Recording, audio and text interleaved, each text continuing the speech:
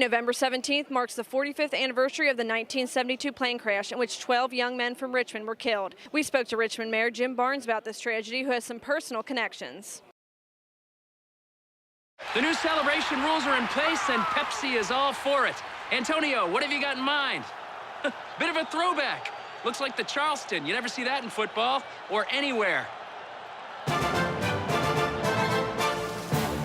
That was probably the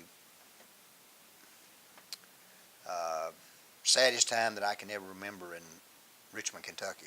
It was morbid. It was, I mean, you had all the funeral homes were full. Jim Frankenberger ran. He ran the Bear and the Bull. He was 25 years old. Mr. Goslin, I didn't know him. He's the only one. Jimmy House, I knew him. His dad was a superintendent of schools. Jimmy worked as a sports editor, I believe, for the Register at that time. But it was a tragedy. It was, I mean, it really, I mean, you look at these young people right here and just say, what if we still had them? What an impact they would have made to your community.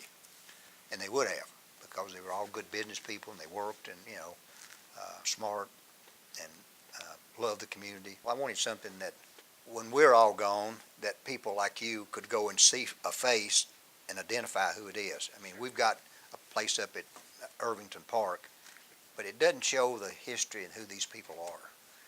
You can't understand the loss, you know, to lose that many at one time. I mean, it was terrible. It was morbid. And I was a young man, and it was so depressing. I mean, just nobody was smiling. I mean, it was a bad time.